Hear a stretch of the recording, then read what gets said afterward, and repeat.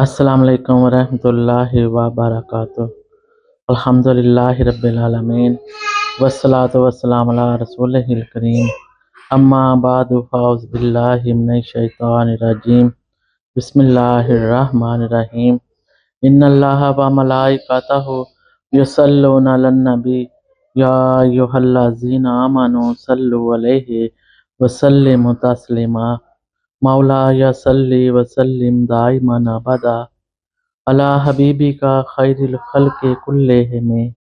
سیدہ زینب سلام اللہ علیہا کا یزید کے دربار میں دیا گیا خطبہ تاریخ اسلام کی سب سے یادگار اور جرأت مندانہ خطبوں میں سے ایک خطبہ ہے۔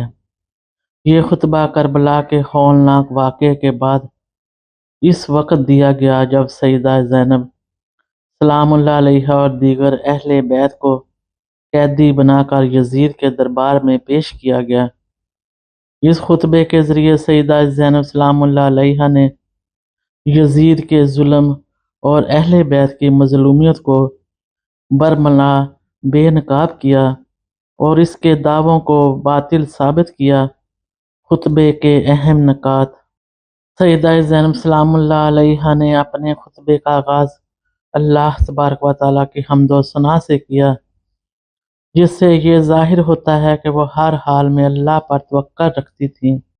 انہوں نے یزید کو مخاطب کرتے ہوئے اسے یزید کہہ کر پکارا اور اس کے گناہوں اور خاندان نے نبوت پر ڈھائے گئے مظالم کی سخت الفاظ میں مذمت کی۔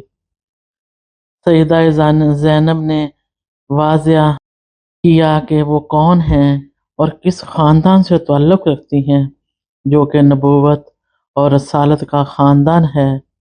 یزید کے انجام کی پیش گوئی۔ انہوں نے یزید کو خبردار کیا کہ اس کا انجام برا ہوگا اور وہ اللہ کے غضب کا شکار ہوگا۔ اہل بیت کے مقام کا بیان۔ انہوں نے شہادت کو اہل بیت کے لیے ایک اعزاز قرار دیا اور واضح کیا کہ یہ ان کے مرتبے کو بلند کرتا ہے۔ تاریخی حوالوں کا استعمال کیا۔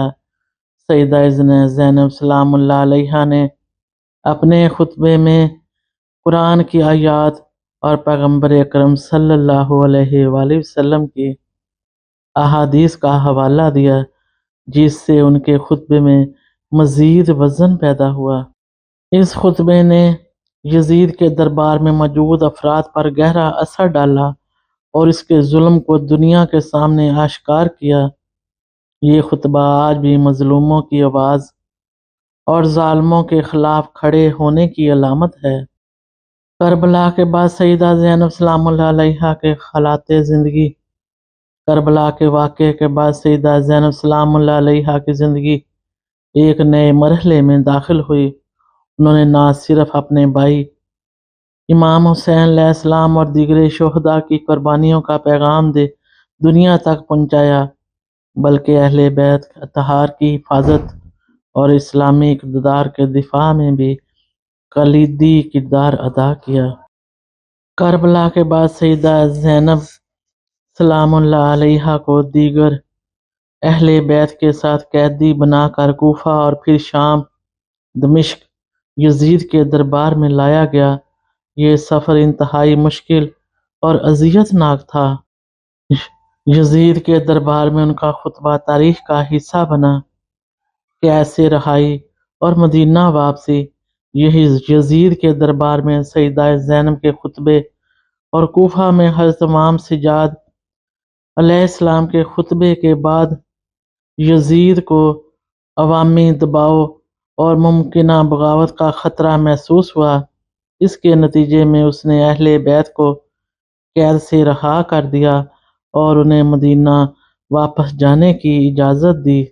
مدینہ منورہ واپس آ کر بھی سیدہ زینب سلام اللہ علیہا خاموش نہیں بیٹھیں۔ انہوں نے کربلا کے واقعے کو زندہ رکھا، مجالس کا انعقاد کیا اور لوگوں کو امام حسین علیہ السلام کی قربانی کے مقصد سے آگاہ کیا۔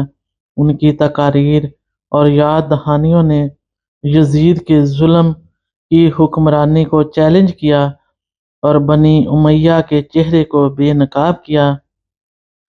سیدہ زینب سلام اللہ علیہا کی وفات کے بارے میں مختلف روایات ہیں، لیکن زیادہ تر کے مطابق ان کی وفات شام میں ہوئی۔ کچھ روایات کے مطابق یزید کے ظلم کے خلاف ان کی مسلسل جدوجہد اور کربلا کے غم نے انہیں کمزور کر دیا تھا، اور اسی وجہ سے ان کی وفات ہوئی۔ ان کا مزار شام کے شہر دمشق میں واقع ہے اور اہل بیت کے چاہنے والوں کے لیے ایک مقدس مقام ہے۔ سیدہ زینب سلام اللہ علیہا کی زندگی خاص طور پر کربلا کے بعد صبر، استقامت اور اللہ کی راہ میں جدوجہد کی ایک بہترین مثال ہے۔ انہوں نے اہل بیت کے مقام کو زندہ رکھا اور ظالم حکمرانوں کے خلاف عوامی شعور بیدار کیا۔